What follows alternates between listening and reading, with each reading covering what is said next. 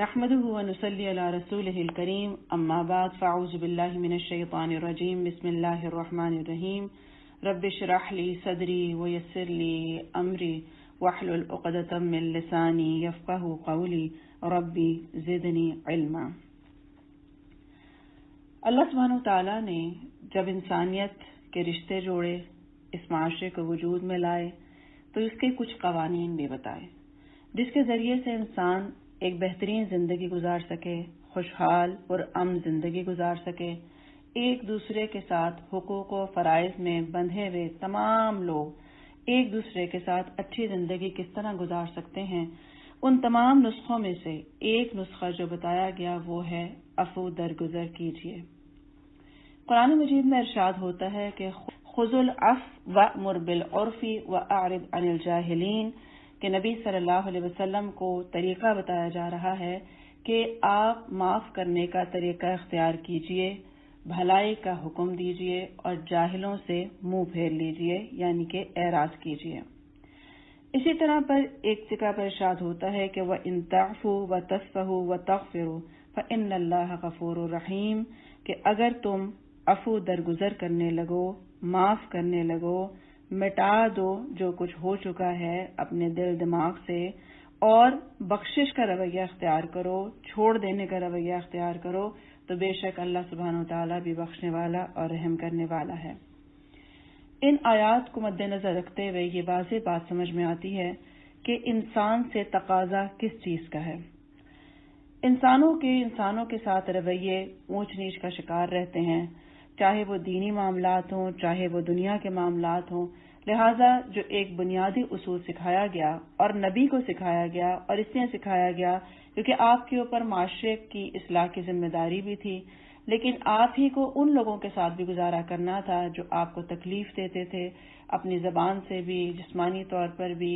آپ کے دینی حلقے کو بھی تنگ کیے ہوئے تھے، آپ کے دوستوں کو تکالیف میں مبتلا کرتے تھے، ہجرت کرنے پر مجبور کرتے تھے۔ گویا جو ان سے ملنے والی اذیت یا تکلیف تھی وہ ایک زبانی حد تک نہیں تھی یا معمولی نہیں تھی، بلکہ ہر طرح کا حربہ اختیار کیا گیا کہ آپ صلی اللہ علیہ وسلم کی عزت سے لے کر آپ کو جانی طور پر بھی تکالیف دی گئیں۔ اس سب کے بعد اگر ایک عام انسان ہو تو وہ یہ سوچتا ہے کہ جس نے میرے ساتھ جو کیا میں اس کے ساتھ ویسا ہی سلوک کروں، اصولی طور پر تو یہی لگتا ہے۔ لیکن جب ہم قرآن مجید کا مطالعہ کرتے ہیں تو اس میں اللہ سبحانہ وتعالیٰ کی جو ہدایات آتی ہیں اس میں سمپل بات یہ دکھائی دیتی ہے کہ اگر ہم قرآن مجید کے معاملات کو سمجھ لیں اور اس ٹپس کو اپنا لیں تو ہم بھی اسی طرح کامیاب ہو سکتے ہیں پرسکون طریقے سے، جس طرح کہ نبی صلی اللہ علیہ وسلم نے نہایت عمدگی کے ساتھ اللہ کو بھی راضی کیا اور ان لوگوں کے ساتھ بھی اچھا گزارا کیا جو آپ کے ساتھ دشمنی کرنے والے تھے۔ اگر اسی آیت کو دیکھا جائے کہ خذ العفو، کہ عفو درگزر اختیار کیجئے، معاف کر دیجئے،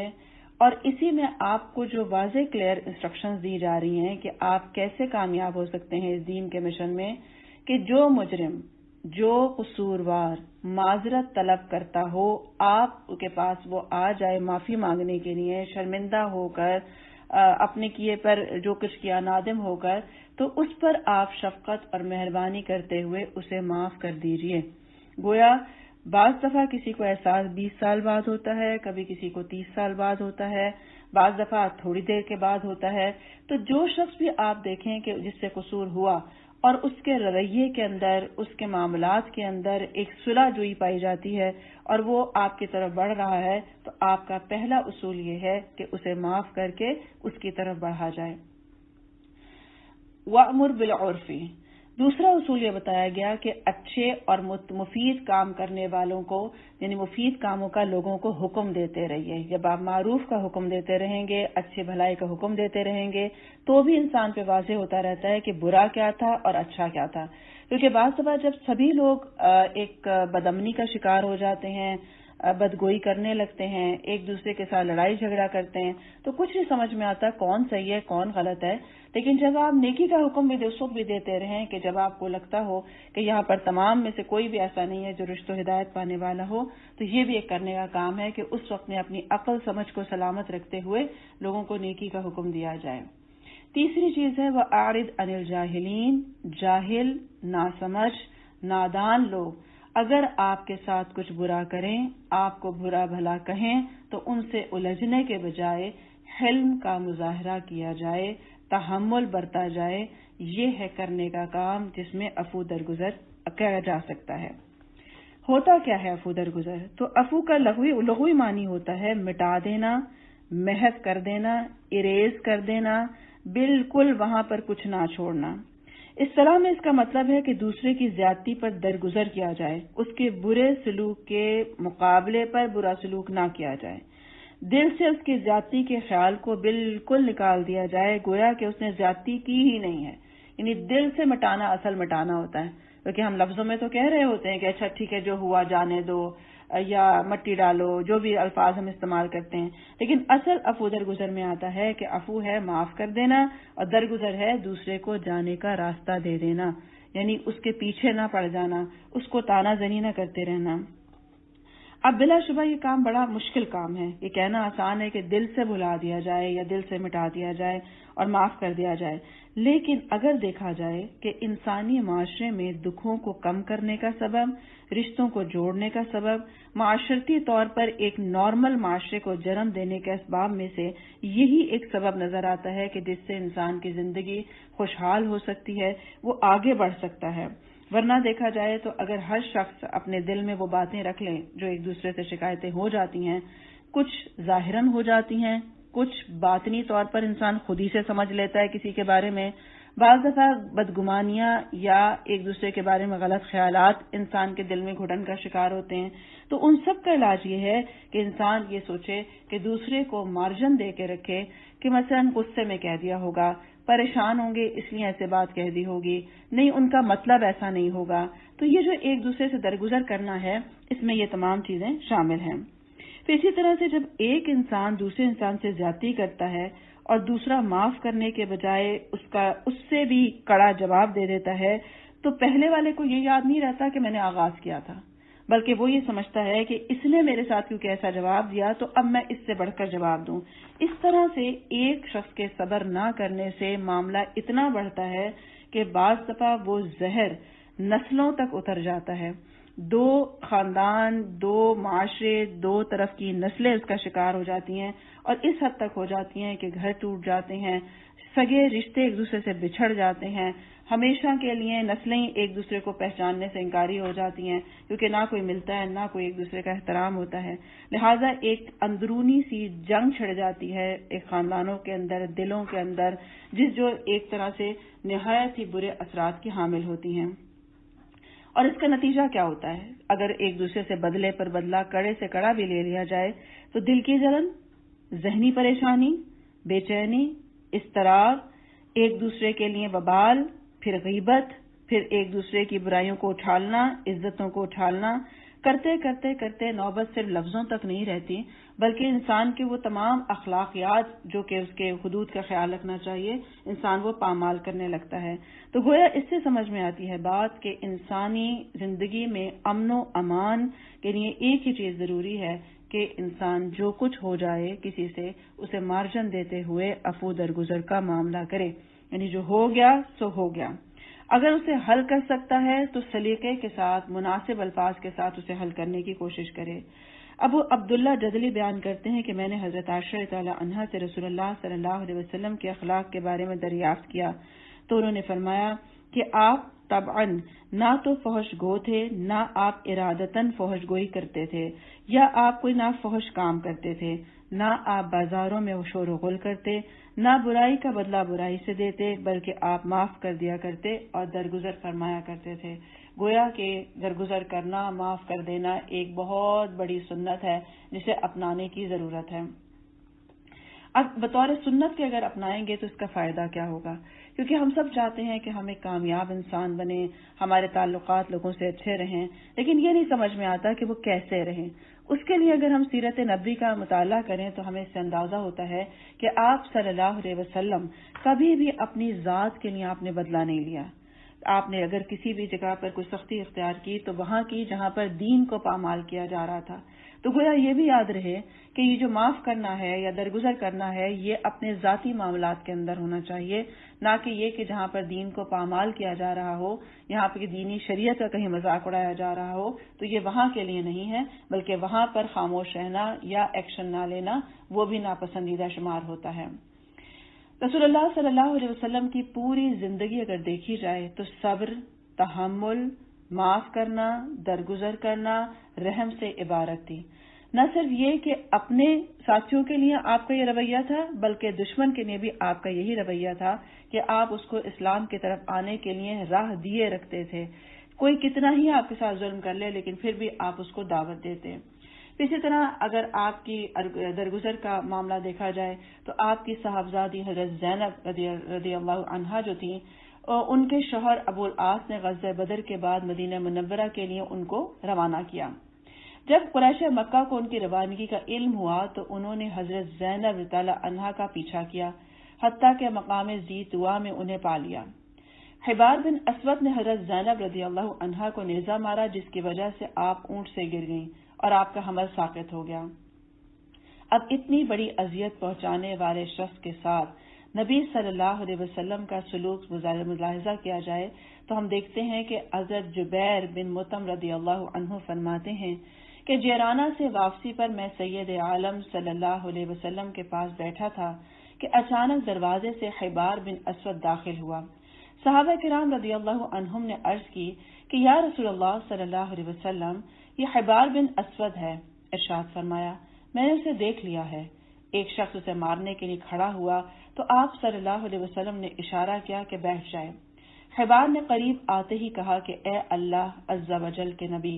آپ پر سلام ہو. میں گواہی دیتا ہوں کہ اللہ تعالیٰ کے سوا کوئی معبود نہیں. میں گواہی دیتا ہوں کہ محمد صلی اللہ علیہ وسلم اللہ کے رسول ہیں. یا رسول اللہ، میں آپ سے بھاگ کر کئی شہروں میں گیا. میں نے سوچا کہ عجم کے ملکوں میں چلا جاؤں. پھر مجھے آپ کی نرم دلی، صلہ رحمی اور دشمنوں سے آپ کا درگزر کرنا یاد آ گیا. اے اللہ کے نبی، ہم مشرک تھے. اللہ تعالیٰ نے آپ کے سبب ہمیں ہدایت دی اور ہمیں ہلاکت سے نجات دی. آپ میری جہالت سے، میری ان تمام باتوں سے جن کی آپ کو خبر پہنچی ہے، درگزر فرما دیجیے. میں اپنے تمام برے کاموں کا اقرار کرتا ہوں اور اپنے گناہوں کا اعتراف کرتا ہوں. رحیم و کریم آقا نبی صلی اللہ علیہ وسلم نے فرمایا، میں نے تمہیں معاف کر دیا. اللہ تعالیٰ نے تم پر احسان کیا کہ اس نے تمہیں اسلام کی ہدایت دے دی اور اسلام پچھلے تمام گناہوں کو مٹا دیتا ہے. کیا خوبصورت جواب ہے. یہاں پر رکھیں ہم سب اپنے آپ کو، ہمارے کسی پیارے کے ساتھ، خاص طور پہ اولاد کے ساتھ یہ سلوک کیا کرنے والا ہمارے سامنے آ جاتا، ہمیں خوب مرچ مسالہ لگا کے خبریں وہ پہنچی ہوئی ہوتی اور حقیقت ہم تک کھل جاتی کہ میری بیٹی کو اس طرح سے اذیت دی گئی ہے، اس کا نقصان پہنچا ہے. صرف اس کا نقصان نہیں ہوا، اس کی نسلوں کا نقصان ہوا کہ اس کا حمل گر گیا ہے اور آنے والا اپنی بات کیے چلا جاتا ہے. آپ اسے بیچ میں کاٹتے نہیں ہیں، آپ اس کی بات سن کے ناگواری اور شکن آپ کے ماتھے پر نہیں آتی، آپ کوئی پچھلا تانا نہیں دیتے، آپ اسے وہ بات یاد نہیں کراتے کہ اب تمہیں خیال آیا ہے تم نے میرے نسلوں کے ساتھ جو سلوک کیا، تم نے میری اولاد کے ساتھ جو سلوک کیا. اب یہاں رکھ کے اپنے آپ کو سوچیں کہ ہم ہوتے تو اس کو کس طرح ڈیل کرتے. کیونکہ سیرت نبی کے ساتھ اگر ہم اپنے آپ کو گروم کریں تو پھر اس میں ہمیں دیکھنا یہ پڑتا ہے کہ آپ جو بھی واقعہ دیکھیں اس میں دیکھیں کہ اگر یہاں میں ہوتی تو میں کیا کرتی، میرا رسپانس کیا ہوتا، میرا ری ایکشن کیا ہوتا. کیونکہ جو عقل مند شخص ہے، جو مومن شخص ہے، جس کا نفس اس کے قابو میں ہے، جس کے اعصاب مضبوط ہیں، وہ جب بھی کسی سے معاملہ کرتا ہے تو وہ ریسپانس کرتا ہے. اور جو بھی شخص کمزور ہے، کمزوری کی انتہا کو پہنچا ہوا ہے، اپنے ایمان میں بھی کمزور ہے، اپنے نفس میں بھی کمزور ہے، تو آپ دیکھیں گے کہ وہ شخص ہمیشہ ری ایکٹ کرتا ہے. ری ایکشن اور رسپانس کے فرق کو سمجھنا بڑا ضروری ہے. اب یہ ہے رسپانس کہ فوکس اس بات پہ کرنا ہے کہ اس وقت بات کیا ہو رہی ہے، نہ کہ اس وقت کی بات سنتے ہوئے ماضی کے ان مظالم میں گم رہنا. جب ہم کسی کی موجودہ کیفیت کو نہیں جان پا رہے ہوتے اور جب وہ بات کر رہا ہو، معافی مانگ رہا ہو، اپنے آپ کو ہمبلی پیش کر رہا ہو یا معذرت کا رویہ اختیار کر رہا ہو تو ہمارا دماغ اس پرانی مظالم کو گننے میں لگا ہوا ہوتا ہے. ہم اس وقت سن ہی نہیں رہے ہوتے وہ بات کیا کر رہا ہے اس وقت. یہاں پہ آپ مکمل طور پر فوکس ہیں کہ اس وقت کیا بات ہو رہی ہے اور کیا مختصر اور خوبصورت آپ نے وائنڈ اپ کیا اس کی بات کو. آپ نے کہا کہ میں نے معاف کیا, اللہ نے تم پر بڑا احسان کیا اور اسلام کی ہدایت تمہیں دے دی, اور فکر مند نہ ہو کہ اللہ تعالیٰ نے جو اسلام قبول کرنے کی سعادت دی تو اس سے پچھلے تمام گناہ آپ کے معاف ہو گئے. بات ٹو دا پوائنٹ, شارٹ اور ختم کیا معاملہ. کیا ایسے شخص کا امیج اس شخص کے اندر کیا بنا ہوگا؟ اور پھر سارا کریڈٹ اللہ کو دینا, تم پر اللہ کا احسان ہو گیا ہے, تم تو بڑے یہ تو معافی مانگنے کی توفیق کا مل جانا, اپنا احساس ہو جانا, یہ بہت بڑی نعمت ہوتی ہے. جس شخص کو اپنے گناہ, اپنے ظلم, اپنی کی ہوئی زیادتی خود اپنی آنکھوں سے نظر آنا شروع ہو جائے, اپنے دل سے اس کا اقرار کرنا شروع ہو جائے, یہ اللہ کے فضل سے ہی کسی کو نصیب ہوتا ہے. اسی طرح ہم دیکھتے ہیں کہ ایسے 20 واقعات ہیں سیرت نبوی میں کہ جو عفو درگزر سیکھنا چاہے اور وہ چاہے کہ مجھے بھی یہ توفیق ملے تو میں دیکھوں کہ آپ نے کس موقع پر کیسے رسپانس کیا تھا, تو وہ سیرت کا مطالعہ کریں. کیونکہ ہم دیکھتے ہیں کہ آپ صلی اللہ علیہ وسلم نے ابو سفیان کو معاف کر دیا, اپنے چچا حضرت حمزہ رضی اللہ عنہ کو شہید کرنے والے غلام جو وحشی تھے ان کو معاف کر دیا. یعنی بڑے بڑے جرم تھے جو آپ کی ذاتی جس سے ایموشنز جڑے ہوئے تھے. پھر اسی طرح سے آپ نے حضرت حمزہ کا دانتوں سے کلیجہ چبانے والی ہند بنت عتبہ کو معاف کر دیا. صفوان بن معطل ہیں, عمیر بن وہب ہیں, اکرمہ بن ابو جہل ہیں, اکرمہ بن ابو جہل کو معاف کیا. سراقہ بن مالک کو امان لکھ کر دی. اس کے علاوہ بہت سے ایسے ظالم لوگوں کو دیکھیں کہ جنہوں نے جفاکاریاں کی, آپ نے ان کو معافی کا پروانہ دیا. اور ہر مسلمان کے لیے عفو درگزر اختیار کرنا, نیکی کا حکم دینا اور جاہلوں سے منہ پھیرنے کا جو نسخہ اللہ تعالیٰ نے بتایا ہے, یہی اصل میں کامیابی ہے. کہ دیکھا جائے کہ ہم کہاں کس سے, کیونکہ کہیں پر آپ کو بعض دفعہ جو زیادتی کر رہا ہے اسے نیکی کا حکم دینا پڑتا ہے کہ آپ یوں نہ کریں. بعض دفعہ آپ دیکھتے ہیں کوئی جاہل سر وہ نہیں ہوتا جس نے کتابیں نہیں پڑھی ہوتی, بلکہ جاہلانہ ایک رویے کا نام ہے. آپ دیکھتے ہیں کہ کوئی شخص جہالت برت رہا ہے تو اب اس کے لیول پر نہیں اتر آنا کہ ہم تو یہاں یہ دیکھنا ہے کہ میرا رویہ کیا ہونا چاہیے, کیا جہالت برتوں یا میں اس سے بہتر رویہ اختیار کروں. اسی طرح کچھ لوگوں سے آپ کو منہ موڑ لینا پڑتا ہے کیونکہ آپ کو لگتا ہے میرے جذبات اس وقت بھڑک گئے تو میں شاید وہ جواب دے دوں جو مجھے نہیں دینا چاہیے. لہٰذا اس صورت میں آپ کو اعراض برتنا, جگہ کو چھوڑ دینا, معاملے کو اس وقت ڈیلے کر دینا, جانے دینا. آپ کہتے کوئی اور بات کرو, اس وقت چھوڑ دو, تو اس وقت اس چیز سے نکل جانا. تو یہ ہیں وہ نسخے جو ہمیں قرآن کریم سے پتہ چلتے ہیں کہ جو ہمیں اپلائی کرنے چاہیے اکارڈنگ ٹو دا سچویشن.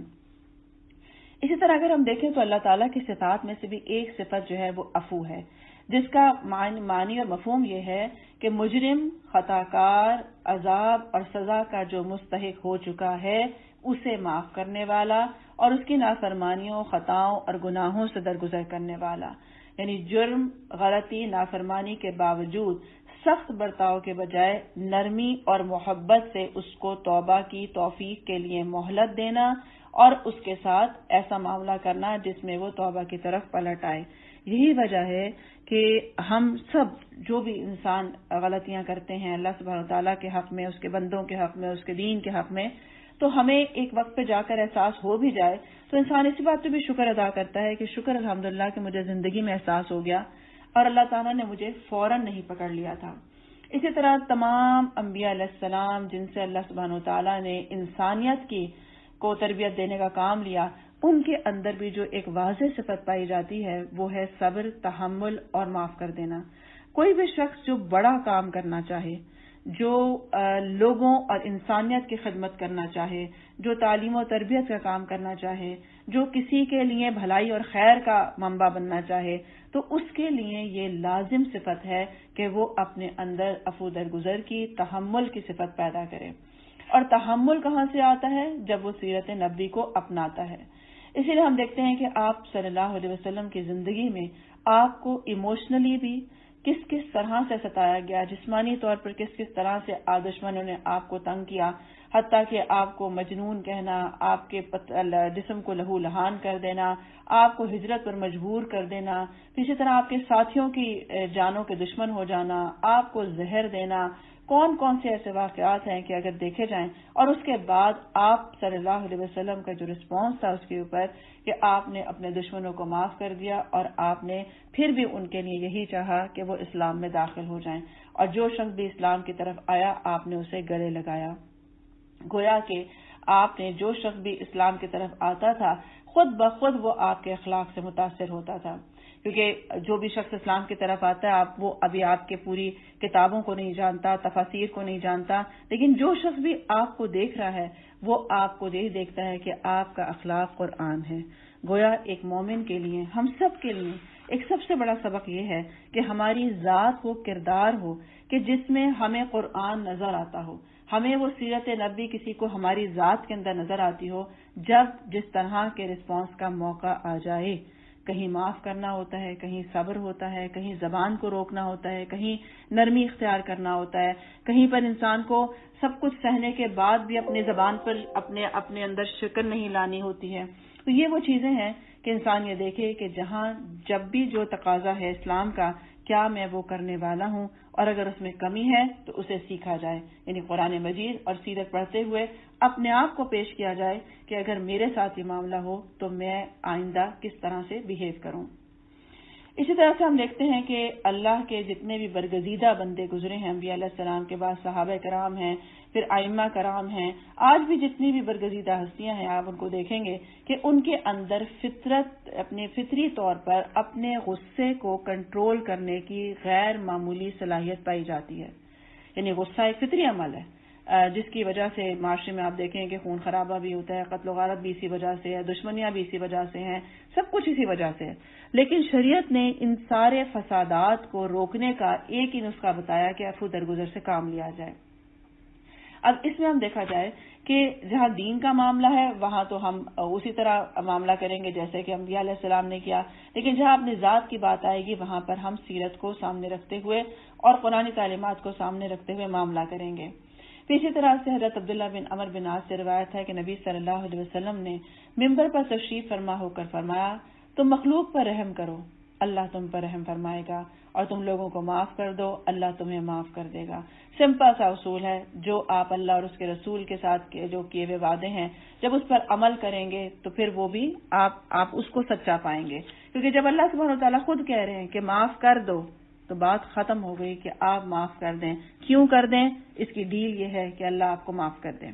تو اس لیے معاف کرتے ہوئے ایک بہت بڑا انسینٹو یہ ہے کہ جب ہم کسی کو معاف کرتے ہیں تو اللہ سبحانہ وتعالیٰ بھی ہمیں معاف کر دیتے ہیں۔ پھر اسی طرح سے جو شخص آپ کے پر ظلم کرے آپ اس کے جواب میں اس کے ساتھ بھلائی کا رویہ اختیار کریں، جو محروم کرنے والے ہیں ان کو عطا کرنے والے بنیں، جو قطع رحمی کرنے والے ہیں ان سے صلہ رحمی کا سلوک کیا جائے۔ یہ ہے اسلام کی تعلیمات، جو کہ اگر ہم اپنے انسانی عقل پہ جائیں تو ہمیں لگتا ہے کہ شاید یہ تو الٹ بات ہے، لیکن یہی کامیابی کا نسخہ ہے جس پہ عمل کیا جا سکتا ہے۔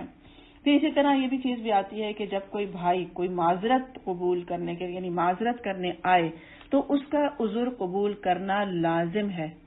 اکثر لوگ آپ دیکھیں کہ جب یہ موقع آتا ہے تو لوگ یہ سوال اٹھاتے ہیں کہ دو خاندانوں میں رنجش ہے، ہم تو معافی مانگ رہے ہیں لیکن دوسرا شخص معاف کرنے کو تیار نہیں ہے، تو ایسی صورت میں کیا ہوگا؟ تو یہ یاد رکھیے کہ جو شخص معاف نہیں کرتا، جیسے کہ ابھی کہا گیا کہ جو تم لوگوں کو معاف کر دو اس لیے تاکہ اللہ تمہیں معاف کر دے، تو وہ کیسے اللہ سے امید رکھتا ہے کہ اسے معاف کر دیا جائے گا؟ کیونکہ ایک اللہ کا حکم ہے کہ معاف کر دیا جائے جو معافی چاہتا ہو۔ تو آپ کا کام ہے کہ آپ معافی مانگ لیں، باقی اگر کوئی شخص معاف نہیں کرتا تو یہ اس کا اپنا معاملہ ہے۔ ہمارے ذمے صرف اتنا ہی تھا کہ اگر مجھ سے کوئی قصور ہو جائے تو میں اللہ کے حق میں بھی معافی طلب کروں اور بندوں سے بھی معافی طلب کروں اور اپنے رویے کی اصلاح کر لوں۔ تو آپ اپنے حصے کا کام کریں، دوسرا اگر معاف نہیں کرتا تو یہ اس کے ذمہ یہ چیز رہے گی۔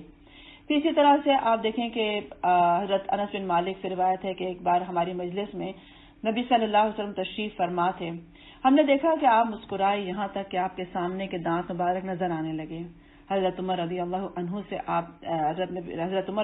عنہ نے آپ سے عرض کیا کہ میرے ماں باپ آپ پر قربان، آپ کس وجہ سے مسکرا رہے ہیں؟ اب یہ صحابہ کرام کا علم سیکھنے کا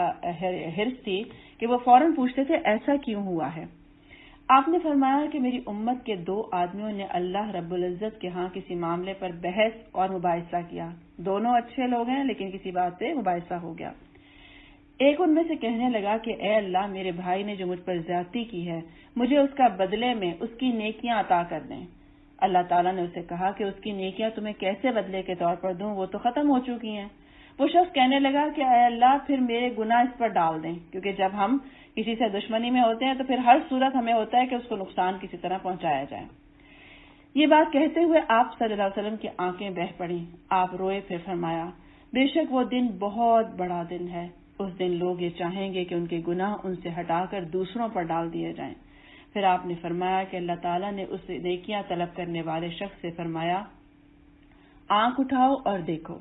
اس نے آنکھ اٹھائی اور کہا اے میرے رب، میں سونے کے شہر اور سونے کے محلات دیکھ رہا ہوں جسے موتی جڑے ہوئے ہیں، یہ کسی نبی کے لیے ہیں یا کسی صدیق یا کسی شہید کے لیے ہیں؟ اللہ تعالیٰ نے فرمایا یہ اس کے لیے ہے جو اس کی قیمت ادا کر دے۔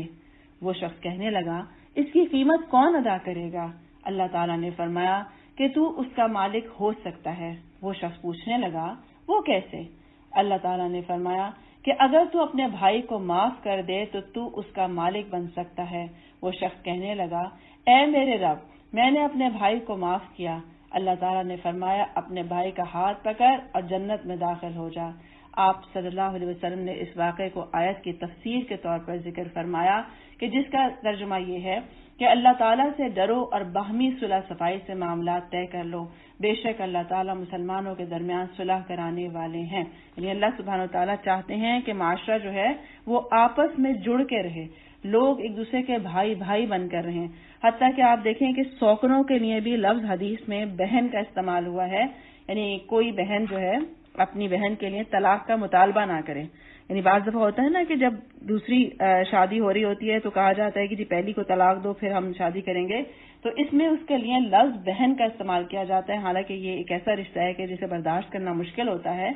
تو یہ ہے اسلام کا رویہ، یہ ہے معاف کرنے کی جزا کہ وہ مہر دکھا کے اللہ سبحانہ و تعالیٰ نے دو کا جو تھا معاملہ صاف کیا کہ اس کو معافی مل جائے اور اس کو بھی مل جائے۔ تو یہ جو ون ون کی سچویشن ہوتی ہے بیسیکلی یہ اصل ریکوائرڈ ہے، اور اس کے لیے ضروری ہے کیونکہ کچھ ہم غلطیاں کرتے ہیں تو کوئی اور ہمیں معاف کر دے، اور کچھ کوئی اور کرتا ہے تو ہم اس کا معاف کر دیں۔ اس لیے اللہ سبحانہ وتعالیٰ کے آگے چلتے پھرتے یہ بات کہتے رہا کریں کہ اللہ میرا حق جس جس کے ذمے ہے، کسی مردہ یا کسی زندہ کے ذمے ہے، میں نے اسے معاف کیا، تو بھی اسے معاف کر دے اور مجھے بھی معاف کر دے، اور مجھے اصلاح کر دے میری کہ میں اس کے حق سے زیادہ ادا کرنے والا ہوں۔ یا اللہ مجھے محسن لوگوں میں شامل کر لے۔ میری وجہ سے کسی کے قبر کو تنگ نہ کرنا، میری وجہ سے کسی کو جہنم میں نہ ڈالنا، میری وجہ سے کسی کی زندگی یا کسی کی موت تنگ نہ کرنا۔ جب آپ چلتے پھرتے یہ دعا کرتے رہیں گے اللہ سے، تو اللہ سے امید ہے کہ اللہ تعالیٰ کسی اور کے دل میں بھی ہمارے لیے ایسے ہی رحم ڈال دے اور وہ بھی ہمیں ایسے غائبانہ معاف کر دے جس کا حق ہمارے ذمہ بنتا تھا لیکن ہم ادا نہیں کر سکے، کسی بھی وجہ سے ادا نہیں کر سکے، غفلت تھی یا کوئی دل کی تنگی تھی یا فرصت نہیں تھی یا احساس نہیں تھا، جو بھی وجہ تھی، تو اللہ کے لیے کیا مشکل ہے کہ اللہ سبحانہ وتعالیٰ ہمیں بھی معاف کر دے۔ لہٰذا زندگی میں جو دلوں میں نفرت ہے، لڑائی جھگڑے ہیں، انتقامی کارروائیاں ہیں، ایک دوسرے کے لیے برا ایک سوچنا ہے، اور کچھ نہیں تو کسی کا برا ہو جائے تو خوش ہو جانا دل میں کہ اچھا ہوا اس کے ساتھ یہ ہو گیا، اچھا ہوا اس کے بچوں کو نقصان پہنچ گیا، یہ سب چیزیں جو ہیں ایک مومن کو زیب نہیں دیتی، بلکہ آپ دل کے جتنے اچھے ہوں گے آپ دیکھیں گے کہ آپ کی زندگی میں اتنی ہی زیادہ رونق، خوشی، خوشحالی، کیونکہ دوسروں کے لیے خوش ہونا، دوسروں کی پریشانی پہ پریشان ہونا، دوسروں کے لیے دعائیں کرنا، ان کو کچھ مل جائے تو برکت کی دعائیں دینا، اور پھر اللہ سے اپنے لیے بھی سوال کرتے رہنا، یہ اصل میں مومن کا ایک کردار ہونا چاہیے، جیسا کہ ہم نبی صلی اللہ علیہ وسلم اور آپ کے صحابہ میں دیکھتے ہیں۔ ہم دیکھتے ہیں کہ ابو بکر صدیق رضی اللہ عنہ اور حضرت عمر رضی اللہ عنہ جو ہیں ان کو نیکیوں کا شوق ہے، لیکن ایک دوسرے کے لیے لیگ پولنگ نظر نہیں آتی ہے، ایک دوسرے کے لیے یہ جذبہ نظر نہیں آتا کہ یہ نیچا ہو جائے، بلکہ دونوں یہ چاہتے ہیں کہ ہم اوپر چلے جائیں۔ حضرت عمر رضی اللہ عنہ حضرت ابو بکر صدیق کا مقام اور اس کا عہدے کا خیال کرتے ہوئے کہ جو ان کی نیکیاں ہیں وہ ان کی ہیں اور وہ اس میں آگے ہیں، حضرت دونوں ایک دوسرے کو اپریشیٹ کرتے ہیں، دونوں ایک دوسرے کو اپنے سے بہتر سمجھتے ہیں، دونوں ایک دوسرے کے لیے راستہ دیتے ہیں کہ جس کو جو نیکی مل جائے، اور وہ اس کا اعتراف کرتے ہیں۔ جب ہمارے دلوں میں دوسروں کی خوبیوں کا اعتراف آ جائے گا، آپ دیکھیں خود بخود انسان کا دل کھلنا شروع ہو جائے گا. پھر آپ کو اپنے گرد بہت سے حسین لوگ نظر آنا شروع ہوں گے کہ کیسے قابل اور اچھے لوگ آپ کے گرد ہیں، ورنہ آپ کے دل میں وہ جو تنگی آتی ہے وہ لوگوں کو آپ سے دور کرنے کا، کیونکہ وہی بات زبان پہ بھی آ جاتی ہے، وہ باعث بنتی ہے. حضرت اسامہ بن زید رضی اللہ عنہ بیان کرتے ہیں کہ رسول اللہ صلی اللہ علیہ وسلم عبداللہ بن ابی جو کہ منافقین کا سردار تھا اور اس نے بہت آپ کو اذیتیں دی تھیں، اس کی بیماری میں اس کی عیادت کو تشریف لے گئے. کہاں لے گئے؟ اپنے دشمن، اسلام کے دشمن، جو سب سے بڑا دشمن ہے، جس نے اسلام اور مسلمانوں کو نقصان پہنچایا. جیسے اس کی بیماری کا پتہ چلا تو آپ اس کی عیادت کے لیے تشریف لے گئے.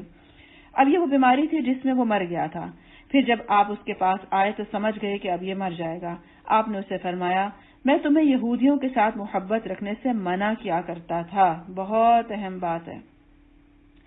جہاں ہماری محبتیں ہوتی ہیں، ہمارے اخلاق، ہمارے کردار، ہماری چیزیں وہی بننا شروع ہو جاتی ہیں.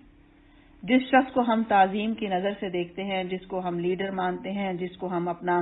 آئیڈیل بناتے ہیں، ہماری عادات وہی ہوتی ہیں. آپ نے فرمایا، میں تمہیں یہودیوں کے ساتھ محبت رکھنے سے منع کرتا تھا. اور وہ اس وقت بھی گستاخی سے باز نہ آیا اور بولا، اسد بن زرارہ ان سے نفرت کرتا تھا تو پھر کیا ہوا؟ وہ بھی تو مر گیا. پھر جب عبداللہ بن ابی مر گیا تو اس کا مسلمان بیٹا رسول اللہ صلی اللہ علیہ وسلم کی خدمت میں حاضر ہوا اور عرض کیا کہ اے اللہ کے نبی صلی اللہ علیہ وسلم، میرا باپ عبداللہ بن ابی وفات پا گیا ہے. آپ مجھے اپنی قمیض عنایت فرمائیں کہ میں اسے اس کا کفن دے دوں. اس پر آپ نے اپنی قمیض اتار کر اس کو عنایت کر دی. سبحان اللہ. یہ ہے عفو درگزر کہ اگر کچھ کہہ دیا تھا تو نہ سمجھ تھا، پتہ نہیں ہے، عقل نہیں ہے اگر کہہ دیا، لیکن اگر مجھے موقع ملے اس کے ساتھ بھلائی کرنے کا تو میں اپنی عقل، اپنے فہم، اپنے اخلاق کے مطابق معاملہ کروں. پھر انہوں نے نبی صلی اللہ علیہ وسلم سے درخواست کی کہ اس کی نماز جنازہ بھی پڑھا دیجیے. اس پر آپ اٹھ کھڑے ہوئے تاکہ جا کر اس کی نماز جنازہ پڑھائیں، مگر حضرت عمر رضی اللہ عنہ نے اٹھ کر آپ کا کپڑا پکڑ لیا اور عرض کیا، اے اللہ کے رسول، آپ اس منافق کی نماز جنازہ پڑھا رہے ہیں، حالانکہ اللہ نے آپ کو اس کی نماز جنازہ پڑھانے سے منع فرمایا ہے. آپ نے فرمایا، اللہ نے مجھے پڑھنے یا نہ پڑھنے کا اختیار دیا ہے، کیونکہ اس نے فرمایا ہے کہ اے نبی، تم ان کے لیے بخشش مانگو یا نہ مانگو، اگر تم ان کے لیے 70 بار بھی بخشش مانگو گے تو بھی اللہ انہیں معاف نہیں کرے گا، لہٰذا میں اس کے لیے 70 بار سے زیادہ بخشش مانگوں گا. حضرت عمر رضی اللہ عنہ نے عرض کیا کہ وہ تو منافق ہے. اس کے باوجود رسول اللہ صلی اللہ علیہ وسلم نے اپنے فطری عفو درگزر کی بنا پر اس کی نماز جنازہ پڑھا دی. اس پر اللہ تعالیٰ نے یہ آیات نازل فرما دی تھی کہ آئندہ ان میں سے جو کوئی مرے اس کی نماز جنازہ تم ہرگز نہ پڑھنا اور نہ کبھی اس کی قبر پر کھڑے ہونا. گویا کہ اس کے بعد سے یہ اجازت ختم ہو گئی تھی کہ منافقین کی نماز جنازہ نہیں پڑھی جا سکتی ہے. لیکن یہاں پر دیکھنے والا کردار یہ ہے کہ نبی صلی اللہ علیہ وسلم حتی الامکان کیونکہ لوگوں کے لیے حریص تھے، ان کے خیر خواہ تھے، حتیٰ کہ آپ کی دشمنی بھی کوئی دلوں کے اندر کی دشمنی نہیں تھی، بلکہ بظاہر جو شخص آپ کے ساتھ کر رہا ہوتا تھا آپ کو تکلیف ضرور محسوس ہوتی تھی، لیکن آپ اسے بد دعائیں نہیں دیتے تھے، آپ اس کے لیے کوئی ایسا برا سوچتے نہیں تھے، نہ اسے مروانے کی پلاننگ نہیں کرتے تھے، نہ اسے قید میں ڈلوانے کے ارادے رکھتے تھے، بلکہ آپ کا کیا تھا کہ حتیٰ کہ اس کے مرنے کے بعد بھی آپ کے اندر جو ایک تکلیف تھی اس کے لیے وہ محسوس ہوتی ہے. حضرت عائشہ رضی اللہ عنہا بیان کرتی ہیں کہ جب کبھی بھی رسول اللہ صلی اللہ علیہ وسلم کو 2 کاموں میں اختیار دیا جاتا تو آپ ان میں سے اسے اختیار کرتے جو نسبتاً آسان ہوتا، بشرطے کہ وہ گناہ نہ ہو، اور اگر وہ گناہ ہوتا تو آپ لوگوں میں سب سے زیادہ اس سے دور رہنے والے تھے، اور آپ نے اپنی ذات کے لیے کبھی انتقام نہ لیا. ہاں اگر اللہ تعالیٰ کی کسی حرمت کو توڑا جاتا، یعنی کوئی ایسا کام کیا جاتا جسے اللہ نے حرام قرار دے رکھا ہو، تو آپ اللہ کے لیے اس کا انتقام لیتے تھے، کیونکہ یہ چیز پھر ایک مثال بن جاتی تھی کہ اگر آپ اس میں مداہنت دکھاتے، یعنی مراد یہ تھی کہ اگر آپ اس میں تھوڑا ڈھیلا پن ہو جاتا تو لوگ سمجھتے کہ شاید یہ چیز جو ہے وہ جائز ہے، لہٰذا جہاں دین کی بات ہوتی تھی وہاں پر آپ بھرپور اس چیز کا اظہار کرتے تھے. یہ کتنی بڑی بات ہے کہ انسان اپنی ذات سے اتنا بے نیاز ہو جائے کہ اپنے لیے بدلہ لینا چھوڑ دے، کیونکہ اعلیٰ اخلاق اسی وقت جنم لیتے ہیں جب انسان کے اندر اپنی بڑائی، اپنے خاص ہونے کا احساس ختم ہو جاتا ہے، تو پھر اسے عام چیزیں بھی بہت لگتی ہیں. مثلا اگر آپ کے اندر اپنے آپ کو VIP سمجھنے کا احساس ختم ہو جائے تو سارے یہ شکوے ختم ہو جاتے ہیں کہ مجھے وہاں بٹھایا تو مجھے وہاں کھلایا تو مجھے پوچھا نہیں تو مجھے دیکھا نہیں، مجھے شادی کارڈ نہیں آیا، کارڈ بھی صرف مجھے واٹس ایپ پہ ڈال دیا، کوئی دینے نہیں آیا، کوئی بلاوا دینے نہیں آیا۔ یہ سارے گلے شکوے جتنے بھی خاندانوں کے ہیں، جتنے بھی گھروں کے ہیں، وہ صرف اس لیے ہیں کہ اپنی ذات کی بڑائی سے نہیں نکلتے۔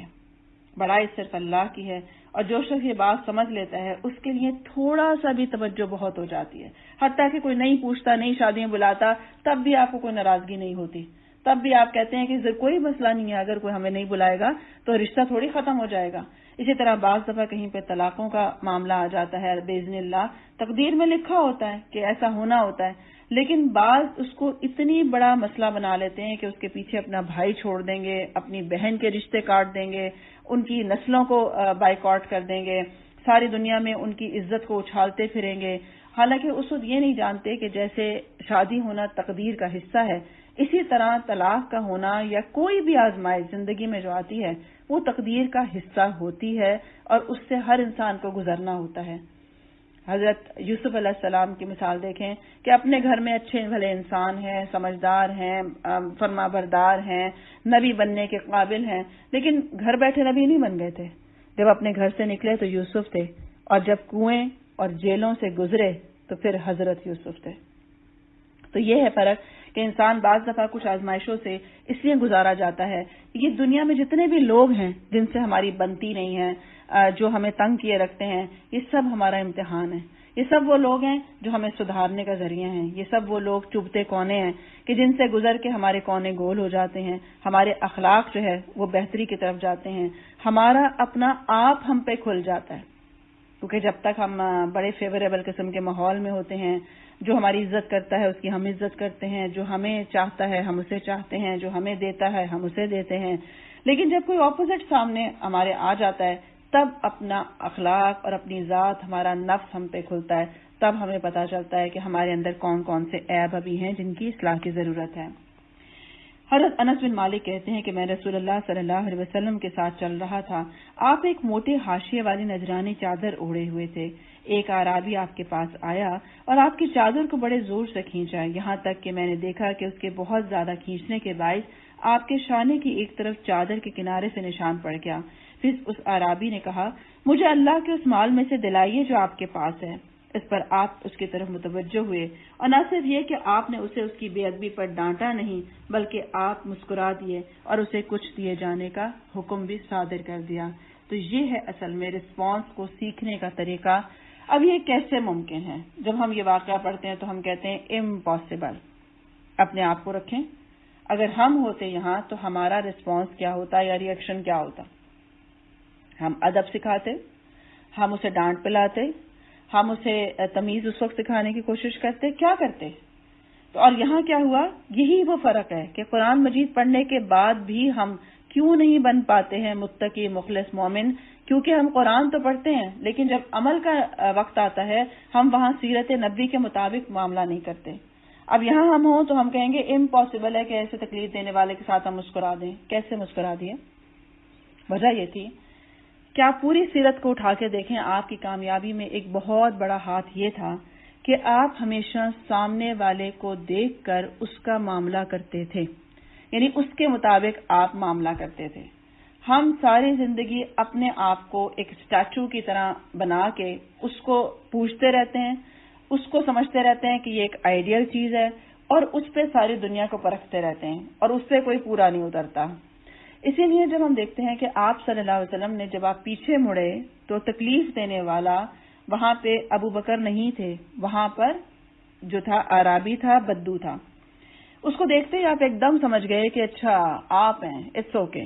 کیونکہ آپ کے کلچر میں، آپ کے ایریا میں کسی کو متوجہ کرنے کے لیے اسی طرح ابے اوئے کر کے کپڑا کھینچ کے بات کی جاتی ہے۔ ابھی آپ وہ نہیں ہیں جو مجلس رسالت میں بیٹھ کر آپ نے ادب آداب سیکھے ہوں یا آپ کو بات کرنے کا طریقہ آتا ہو، لہٰذا اس کی سچویشن کو سمجھتے ہوئے آپ مسکرا دیے کہ اٹس اوکے، اگر آپ ہیں تو پھر ٹھیک ہے، کوئی مسئلہ نہیں ہے، کوئی میں نے مائنڈ نہیں کیا۔ یہ اتنی بڑی ٹپ ہے اگر ہم سیرت میں دیکھیں کہ آپ جب بھی سامنے والے کو دیکھ کے معاملہ کریں گے تو آپ کا غصہ ٹھنڈا ہو جائے گا، آپ کے جذبات کنٹرول میں آ جائیں گے، آپ ریئلائزیشن کی طرف آ جائیں گے کہ اگر اس نے یہ کیا ہے تو ٹھیک ہی کیا ہے، کیوں؟ اس کی سمجھ ہی اتنی ہے، اس کو اتنی عقل ہے، اس کا بیک گراؤنڈ یہ ہے، اس کو مینرز نہیں ہے، کوئی بات نہیں، اس کو مینرز نہیں، کسی نے بتایا ہی نہیں تھے۔ پھر اسی طرح یہ اس کا سٹائل ہی ہے بات کرنے کا، مثلا کچھ لوگوں کا سٹائل ہوتا ہے کہ جب بات کرتے ہیں لگتا ہے تانا دے رہے ہیں، کچھ لوگوں کا سٹائل ایسا ہوتا ہے جب بات کرتے ہیں لگتا ہے جھگڑا کر رہے ہیں۔ تو کچھ چیزوں کو جب آپ ریئلائز کر لیتے ہیں تو پھر اس شخص کو اسی طرح لیں جیسا وہ ہے، یعنی آپ بعض دفعہ کچھ لوگوں پہ کام کرتے ہیں وہ بہتر ہو جاتے ہیں، کچھ پہ کام کرتے ہیں وہ ساری عمر ویسے رہتے ہیں، تو ان کو اسی طرح آپ قبول کر لیں گے تو آپ کے اپنے پرسکون رہنے کے لیے بہت یہ امپورٹنٹ ہے کہ یہ شخص ہے ہی ایسا۔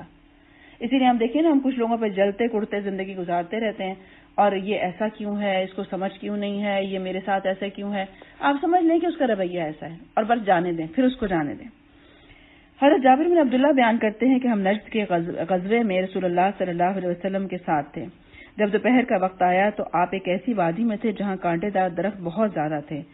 اب بس آپ ایک درخت کے نیچے اترے اور اس کے سائے میں آرام فرمانے لگے اور اپنی تلوار کو لٹکا دیا۔ لوگ بھی ادھر ادھر متفرق ہو کر درختوں کے سائے میں آرام کرنے لگے۔ ہم اسی حالت میں تھے کہ آپ نے ہمیں پکارا، ہم آئے تو دیکھا کہ ایک بدو آپ کے سامنے بیٹھا ہے۔ آپ نے بتایا کہ میں سو رہا تھا، یہ میرے پاس آیا اور میری تلوار لے کر مجھ پر سونت لی۔ میں جاگا تو یہ ننگی تلوار سونتے میرے سر پر کھڑا تھا۔ یہ کہنے لگا، اب آپ کو مجھ سے کون بچائے گا؟ میں نے کہا، اللہ۔ تو اس نے تلوار کو نیام میں کر لیا اور پھر بیٹھ گیا اور اب یہ بیٹھا ہوا ہے۔ حضرت جابر بیان کرتے ہیں کہ آپ نے اس شخص کو کوئی سزا نہیں دی، حالانکہ وہ آپ نعوذ باللہ آپ کی جان لینے آیا تھا، اس کے باوجود ریلیکس ہو کے وہ آپ کے سامنے بیٹھا ہوا ہے اور آپ نے کچھ نہیں کہا، نہ صحابہ کو کچھ کہا، نہ اسے کچھ کہا۔ یہ ہے وہ چیز کہ how to handle myself. ہم ساری زندگی دوسروں پہ کام کرتے ہیں، اس کو سمجھ آ جائے، اس کو سدھار آ جائے، اس کو مینرز سیکھ لے، اس کو تمیز آ جائے، یہ کچھ پڑھا لکھا ہو جائے، جبکہ سب سے زیادہ محنت انسان کو اپنے اوپر کرنے کی ضرورت ہوتی ہے کہ مجھے ہر سچویشن میں ایک رسپانس کرنا بھی سیکھنا پڑے گا، اور یہ سیکھنے سے آتا ہے، یہ خود بخود نہیں آتا۔ جو جتنا قرآن اور حدیث کا مطالعہ کرتا ہے اسے ایک دم وہ بات یاد آ جاتی ہے کہ مجھے رسپانس کیا کرنا ہے۔ اب یہاں پر آپ دیکھیں کہ جب وہ کہہ رہے ہیں کہ مجھے کون بچائے گا، تو آپ کو مجھ سے کون بچائے گا؟ اب ہم ہوتے تو کیا کرتے، کیا کہتے ہیں؟ ذرا اپنا اپنا جواب سوچیں۔ میں ہوتی تو کیا کہتی؟ پینک ہو جاتی، سمجھ لیتی دل میں اب جان تو نہیں بچنی، اب تو گئے، کیونکہ اب تو یہ پورا قادر ہو چکا ہے۔ میں شور مچاتی، اپنے ساتھیوں کو ورغلاتی کہ اس کی گردن اڑا دو، کیونکہ یہ آج نہیں ہے، یہ کل بھی یہی کرے گا، مجھے بہت اچھی طرح پتا ہے اس کا، یہ دیکھنا یہ ضرور آئے گا۔ ہم بدگمانی کرتے، مستقبل کی خبریں دیتے۔ کیا کرتی میں جب یہاں ہوتی؟ اور پھر اب اپنے آپ کو پیش کریں سیرت نبوی پہ کہ یہ جو فرق ہے ہمارے نفس کا اور سیرت نبوی کا، اس کو ہمیں میٹ کرنا ہے، اپنے علم کو اس طرح سے عمل میں لانا ہے کہ آہستہ آہستہ یہ فرق مٹتا چلا جائے کہ میں وہی ہوں جو سیرت کہتی ہے۔ اور یہ اس وقت ہوگا جب ہم سیرت نبوی کا زیادہ سے زیادہ مطالعہ کریں گے، قرآن مجید کو اپنی ذات کے لیے سیکھنے کے لیے مطالعہ کریں گے۔ کہاں کہہ رہے قرآن کے غصے کو پی جانے والے اور لوگوں کے قصور معاف کرنے والے جو ہیں وہ محسن ہیں؟ اچھا مجھے محسن بننا ہے، کیا کروں محسن بننے کے لیے؟ تہجد زیادہ پڑھا دوں؟ 1000 کی تسبیح کروں؟ نہیں، کیا کروں؟ اپنے جذبات کو کنٹرول کرنا سیکھیں، زبان کو کنٹرول کرنا سیکھیں، ری ایکشنز کو بہتر کرنا سیکھیں، اپنے سامنے والے کو سمجھنے کی کوشش کریں، اس کی پوزیشن کو سمجھیں، تب جا کے آپ جو کچھ بھی کریں گے پھر وہ ہوگا جو کہ ہم سے ایک مومنانہ رویہ چاہتا ہے۔ تو آپ نے اتنے ریلیکس ہو کے کہا، کیونکہ آپ کا ایمان، آپ کا توکل جو تھا وہ ایٹ ونس وہی جواب آتا ہے جو آپ کے اندر ہوتا ہے، جس کو آپ پریکٹس کیے رکھتے ہیں۔ تو آپ نے یہاں کہا کہ اللہ بچائے گا اور کون بچائے گا، اور یہی چیز اس کے جو تھا متاثر ہونے کے لیے کافی تھی۔ حضرت انس بیان کرتے ہیں کہ ایک یہودی عورت رسول اللہ صلی اللہ علیہ وسلم کے پاس بکری کا زہر آلود گوشت لے کر آئی۔ آپ نے اس میں سے کھایا، پھر جب محسوس ہوا کہ اس نے گوشت میں کچھ ملایا تھا تو اسے رسول اللہ صلی اللہ علیہ وسلم کی خدمت میں لایا گیا۔ آپ نے اس سے اس کے بارے میں سوال کیا تو اس نے اپنے جرم کا اعتراف کیا اور کہا کہ میں نعوذ باللہ آپ کو مار ڈالنا چاہتی تھی۔ آپ نے فرمایا، اللہ تجھے اس کی طاقت دینے والا نہیں ہے، یا آپ نے یوں فرمایا کہ اللہ تجھے مجھ پر قدرت دینے والا نہیں ہے۔ حضرت انس رضی اللہ عنہ بیان کرتے ہیں کہ صحابہ کرام نے نبی صلی اللہ علیہ وسلم کی خدمت میں عرض کیا کہ کیا ہم اسے قتل نہ کر دیں؟ آپ نے فرمایا نہیں۔ حضرت انس بتاتے ہیں کہ میں اس زہر کے اثر کو ہمیشہ آپ کے مسوروں میں پاتا رہا تھا، لیکن آپ نے جب آپ سے پوچھا گیا کہ آپ کا ذاتی بدلہ ہم ان سے لے لیں تو آپ نے منع کر دیا، کیونکہ جو جادو کیا گیا تھا آپ کے اوپر، اس وقت بھی آپ نے یہی کہا تھا کہ جب جادو کرنے والوں کا پتہ چل گیا کہ انہوں نے کیا ہے، کیونکہ اللہ تعالیٰ نے آپ کو بتا دیا تھا کہ وہ جادو کہاں ہے اور نکال کے اس کو زائل بھی کیا گیا،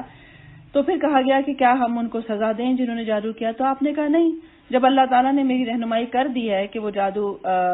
پتہ چل گیا ہے اور ہمیں فلق و ناس سکھا دی گئی ہیں، تو میں اپنی ذات کے لیے بدلہ نہیں لینا چاہوں گا۔ تو یہ بڑے حوصلے والے کام ہے جو بڑے بڑے ان لوگوں کے حصے میں آتے ہیں جو اپنے ایمان کو مستقل پریکٹس کرتے ہیں۔ یعنی ایمان ہم کہتے ہیں نا، کیسے استقامت آئے، کیسے تحمل آئے، کیسے حلم آئے، بردباری آئے۔ اب یہ لفظ بڑے وہ لگتے ہیں نپے تلے سے۔ اب بردباری کیا چیز ہے؟ برد ہوتا ہے اٹھانا اور بار ہے بوجھ،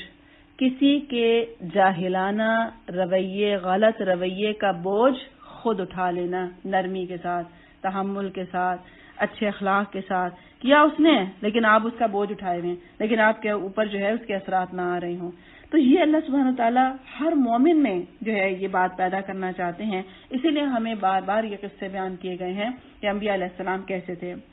حضرت عبداللہ بیان کرتے ہیں کہ گویا میں رسول اللہ صلی اللہ علیہ وسلم کو دیکھ رہا ہوں جب آپ انبیاء میں سے ایک نبی کا قصہ بیان فرما رہے تھے جنہیں ان کی قوم نے مارا تھا تو اپنے منہ سے خون پہنچتے جاتے تھے اور اس گستاخ اور ظالم قوم کے لیے بد دعا کرنے کے بجائے یہ دعا کرتے جاتے تھے، اے میرے رب میری قوم کو بخش دے، بے شک یہ جانتے نہیں ہیں۔ اور حالت کیا تھی کہ لہان تھے، ان کا خون نکل رہا تھا اور یہ کہتے جاتے تھے ان کو معاف کر دیجیے گا، ان کو پتہ نہیں ہے۔ تو اگر آپ صرف ایک جملہ سیکھ لیں، یعنی جب آپ کے ساتھ کوئی بد اخلاقی کرے یا کوئی ایسا کرے رویہ، تو آپ اپنے آپ سے یہ کہیں کوئی بات نہیں، اللہ تعالیٰ اسے بھی معاف کرے، جو میری غلطی ہے مجھے معاف کرے، اور اگر اس کی ہے تو اسے معاف کرے، کوئی بات نہیں، یہ جانتا نہیں ہے، اسے پتہ نہیں ہے، یہ جو جہالت برت رہا ہے، اس جہالت کا اگر اس کو احساس ہوتا تو کبھی کرتا اس چیز کا، کیونکہ انسان جب ہوش میں آتا ہے، ان جذبات سے جب نکلتا ہے تو ہر عقل مند آدمی، ہر جو نارمل انسان بھی ہے، اسے احساس ہو جاتا ہے کہ مجھ سے غلطی ہو گئی ہے، لیکن بس انسان کو سے بعض دفعہ شیطان وہ کام کروا لیتا ہے جو وہ نارمل حالات میں کرنا نہیں چاہ رہا ہوتا۔ تو اس لیے لوگوں کو مارجن دیتے ہوئے کہ کوئی بات نہیں ہے، اللہ تعالیٰ اس کو بھی اصلاح کر دے اور میری بھی اصلاح کر دے، اور پھر جب حالات بہتر ہوں تو نارمل طریقے سے دوسرے سے بات کی جا سکتی ہے، ڈسکشن کی جا سکتی ہے، کہا جا سکتا ہے کہ مجھے آپ کی وہ بات اس طرح نہیں کرنی چاہیے تھی، یا میں نے تھوڑا سا آواز میری اونچی ہو گئی تھی، آپ مجھے معاف کر دیجیے گا، میرے الفاظ تھوڑے سخت ہو گئے تھے، مجھے ایسے نہیں کہنا چاہیے تھا۔ تو جب نارمل حالات ہو، کیونکہ بعض دفعہ جب ہم اسی وقت فیصلہ چکانے کی کوشش کرتے ہیں، جب دو طرف سے گرما گرمی ہو رہی ہوتی ہے تو کوئی بات نہیں سن رہا ہوتا، نہ ایک سن رہا ہے نہ دوسرا سن رہا ہے، لہٰذا جب حالات بہتر ہو جائیں اس وقت کا انتظار کرتے ہوئے اگر آپ آفر کرتے ہیں اس چیز کو اور احساس ہو جاتا ہے تو ضرور اسے ایڈریس کریں، یہ بھی ایک سیکھنے کا عمل ہوتا ہے۔ پھر اسی طرح جیسے انسانوں کے باہمی معاملات کو درست رکھنے کے لیے دیانت اور امانت کی ضرورت ہوتی ہے، اسی طرح سے خوشگوار ماحول رکھنے کے لیے بھی معاف کرنے کی ضرورت ہوتی ہے، اور یہ اس کی نہ صرف یہ کہ دنیا میں بہت اچھے اثرات ہوتے ہیں بلکہ آخرت کے لیے بھی اس کی بہت بڑی فضیلت ہے۔ حضرت ابو درداء بیان کرتے ہیں کہ میں نے رسول اللہ صلی اللہ علیہ وسلم کو فرماتے سنا کہ جس شخص کے بدن کو کچھ صدمہ پہنچے اور وہ صدمہ پہنچانے والے سے اس کا قصاص نہ لے، جیسے آتا ہے نا آنکھ کے بدلے آنکھ، کان کے بدلے کان، بلکہ اسے معاف کر دے تو اللہ اس کے باعث اس کا ایک درجہ بلند کر دے گا یا اس کا ایک گناہ معاف فرما دے گا۔ اس بات کو میرے دونوں کانوں نے سنا اور میرے دل نے اس بات کو یاد رکھا۔ کیا جملہ یاد رکھا؟ کہ جس کسی سے کوئی صدمہ پہنچے، کوئی تکلیف پہنچے، کوئی بھی ایسی چیز پہنچے اور وہ اپنا قصاص معاف کر دے، اسے اختیار تھا کہ جیسا جس نے کیا وہ دوسرے کے بھی ویسا کرتا، لیکن اس نے اپنا حق چھوڑ دیا تو اللہ سبحانہ وتعالیٰ اس کے گناہ معاف کر دے گا اس کے بدلے میں اور اس کے درجات بلند کرے گا۔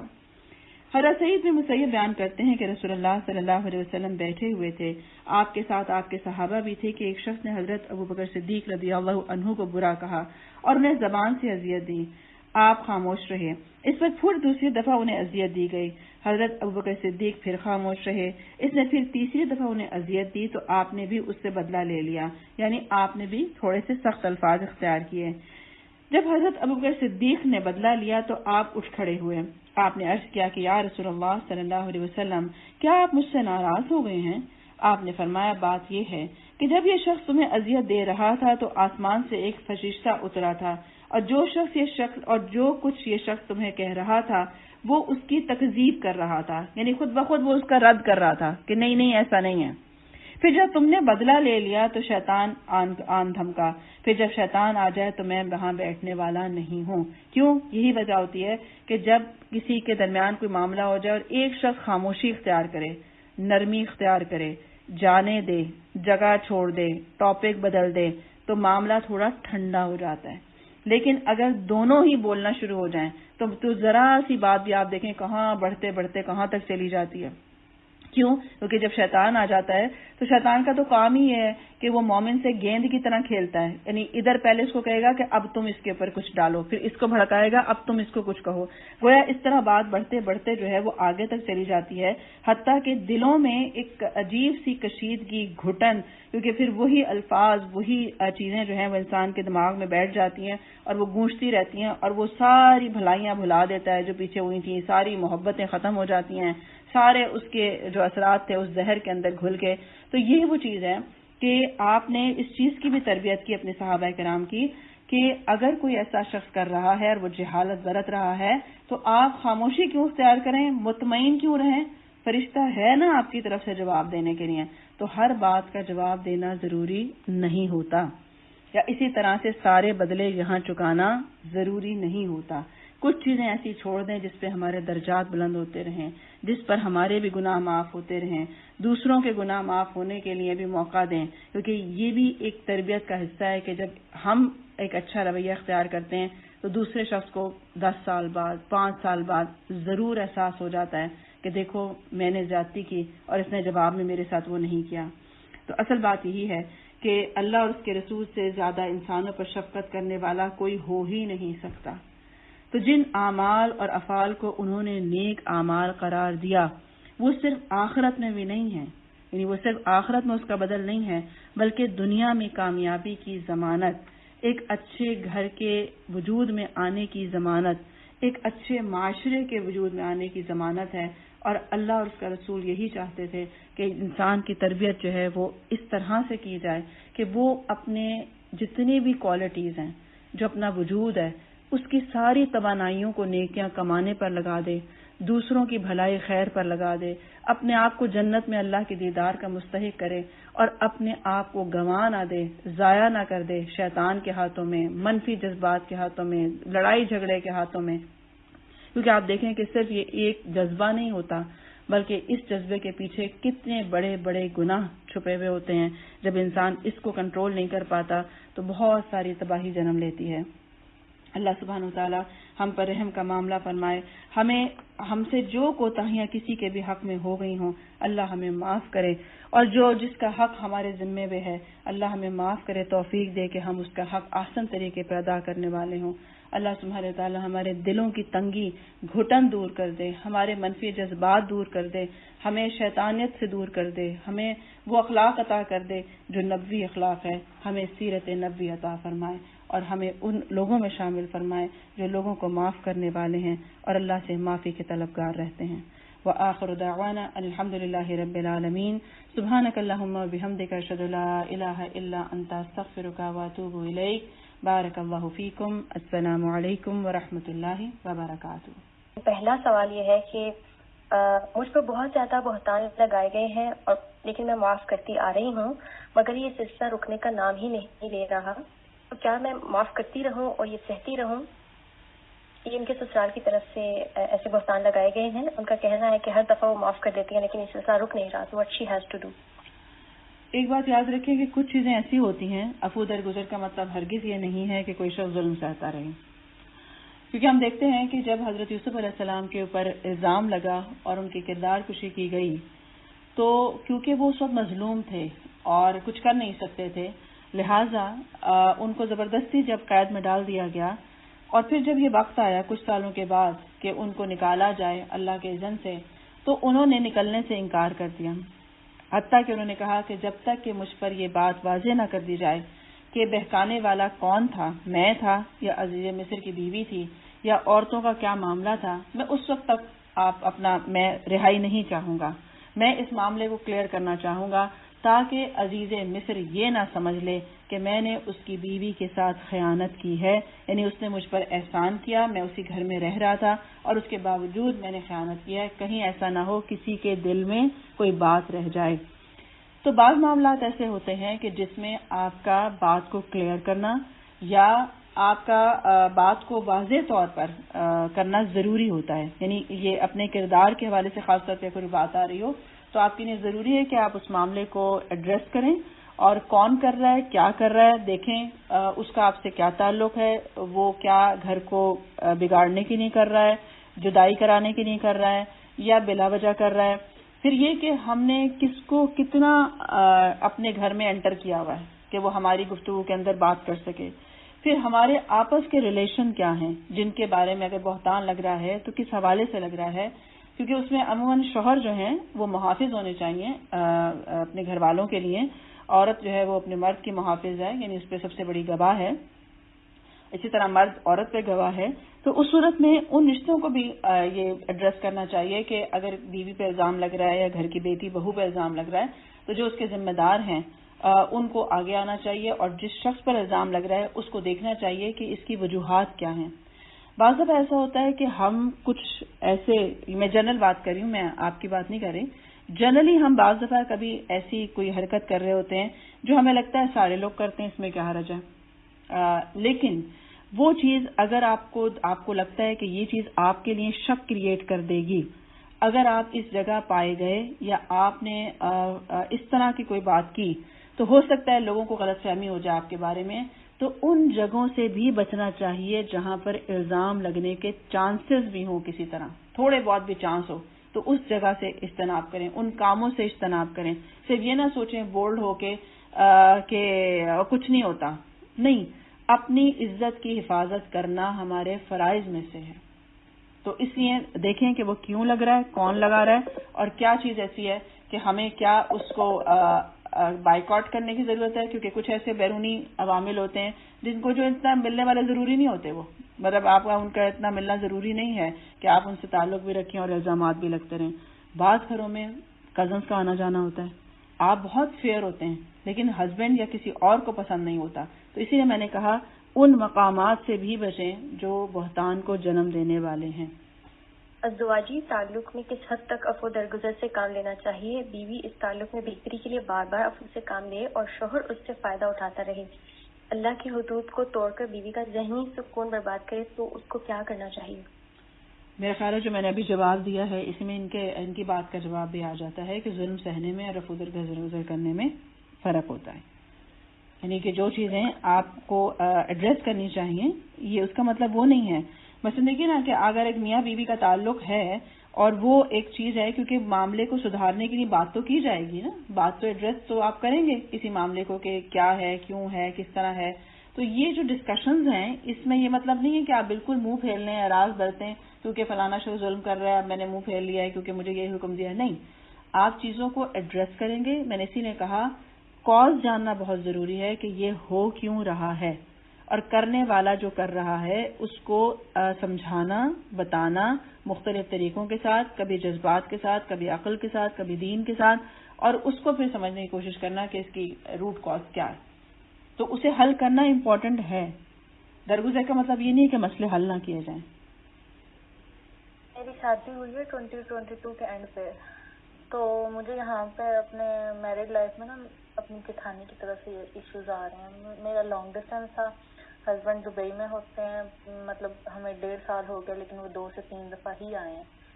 تو وہ نا بات بات پہ لڑتی ہے، بات بات پہ، اور پھر سسرال میں میں نے اپنی ساس کو بتایا، جیٹھ کو بتایا، نان کو بتایا، شوہر کو بتایا، سب کی طرف سے یہ رسپانس آتا ہے کہ وہ تو ہے ہی ایسی، تو تم اس کے ساتھ کیسی ہو جاؤ گی،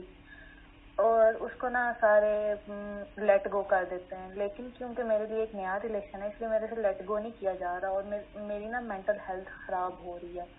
تو اس میں کیا ہے، اس میں فارگیونیس ہی چلتی ہے یا کس حد تک فارگیونیس چلتی ہے؟ دیکھیے کچھ لوگوں سے نا ابھی ہم نے کہا کہ عفو درگزر کی بنیاد یہ ہے کہ خوشحال معاشرے کو جنم دیا جائے، گھر میں خوشحالی دی جائے۔ کچھ لوگوں سے کم ملنے سے خوشحالی آتی ہے، کچھ لوگوں سے کبھی کبھی ملنے سے آتی ہے، کچھ لوگوں سے ہر وقت ملنے سے آتی ہے، اور کچھ لوگوں سے تعلق رکھتے ہوئے محتاط رہنے سے آتی ہے۔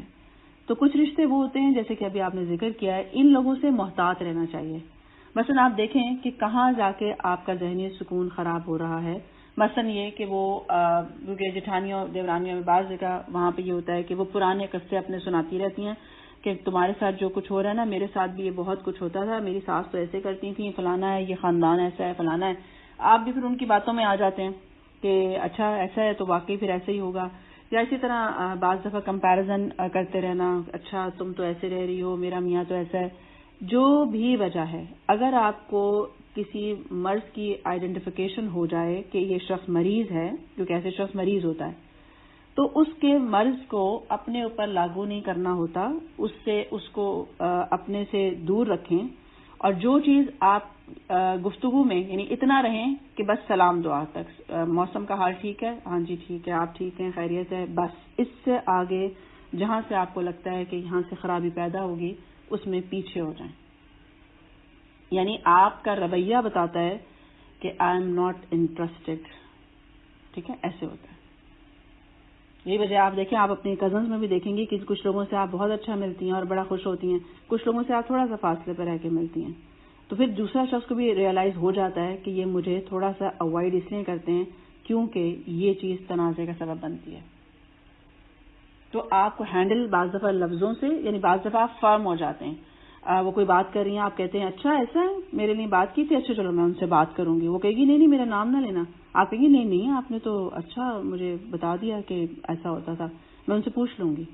کہتی ہے نہیں آپ نہ پوچھیے گا۔ اب سمجھ میں آ گیا کہ آپ فرم ہو چکی ہیں، اب آپ یہ بات دوبارہ نہیں کریں گی۔ تو اس طرح ہینڈل کرنا وقت کے ساتھ ساتھ آ جاتا ہے۔ اللہ سے مدد لیں، اللہ تعالیٰ ہر شر سے بچائے۔ نیکسٹ کسی کا سوال ہے کہ میں نے کسی کی پیٹھ پیچھے برائی کر دی تھی اور اب میں اللہ سے توبہ کرنا چاہتی ہوں، کیا اس کے لیے مجھے یہ کرنا لازم ہے کہ میں اس کو بتاؤں کہ اس کے پیٹھ پیچھے میں نے یہ برائی کی تھی، لیکن اس سے خدشہ یہ ہے کہ اس کے دل میں میرے لیے نفرت پیدا ہو جائے گی، تو مجھے کیا طریقہ اختیار کرنا چاہیے جس سے وہ بندہ بھی مجھے معاف کر دے اور اللہ سبحانہ و تعالیٰ بھی؟ بس آپ اس کے لیے بخشش کی دعا کریں، جو ہے نا کہ نبی صلی اللہ علیہ وسلم کی جو دعا ہے کہ اللہم فأیما مومن سببتہ فاجعل ذلک لہ قربۃ الیک یوم القیامہ،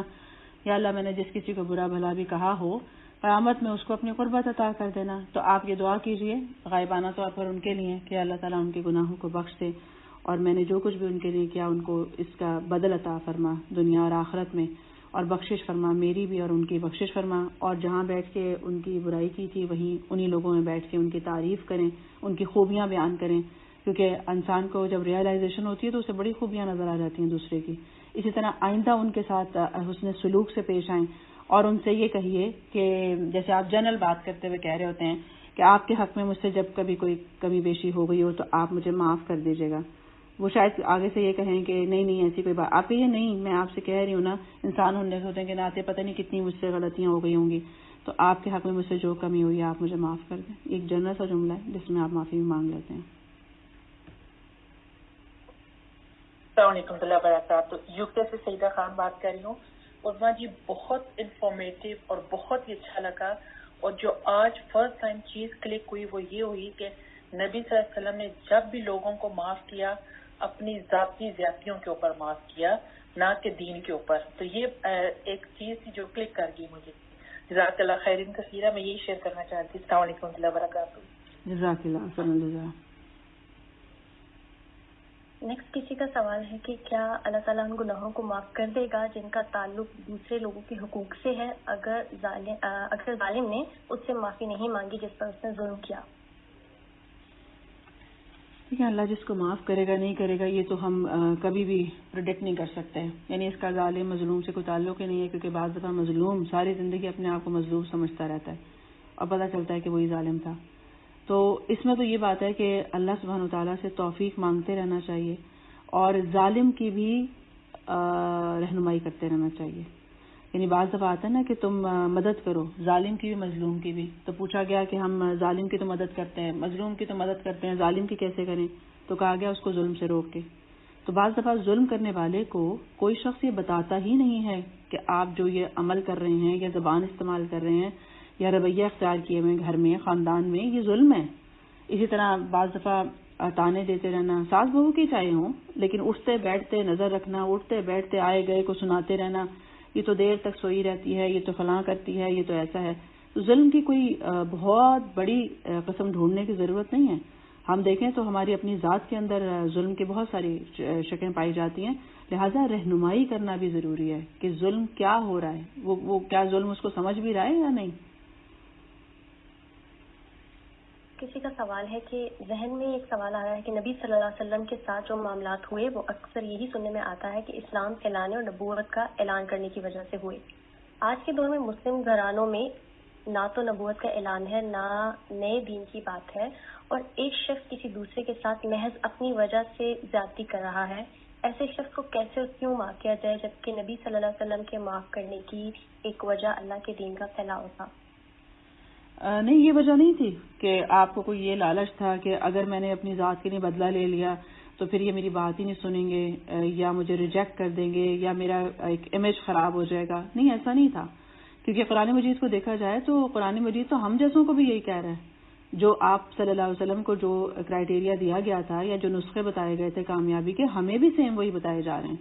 تو اس لیے نہیں آپ نے کیا تھا کہ آپ کا ایک مشن تھا اور جیسے مشن پورا ہوگا تو بس ہم ایک دم چینج ہو جائیں گے، بلکہ یہ وہ چیز ہے کہ میں نے اسی نے کہا یہ جانچنا ضروری ہے کہ معاملہ ہے کیا اور اس کو ہینڈل کیسے کرنا ہے. یعنی ہر چیز ضروری نہیں ہوتا کہ ظلم کا جواب ظلم سے دیا جائے، یا ضروری نہیں ہوتا کہ ایک شخص جو ہے وہ برا گھر میں ہو تو سارے لوگ اس کے لیے ایک نفرت کا جذبہ رکھتے ہوئے ہر کوئی اس کے ساتھ ایک خاص طرح کی دوری رکھ لیتا ہے یا خاص طرح کی وائبس گھر میں پیدا ہو جاتی ہیں اس شخص کے لیے کہ اس کو تو بائیکاٹ کر دو یا اس کو تو بس ایک اپنی زندگی سے نکال دو، یہ چلا جائے. تو دیکھنے کی ضرورت یہ ہے کہ آپ کے جو واسطہ پڑا ہے جس شخص سے، وہ اس کے ساتھ کیا رویہ اختیار کرنا چاہیے.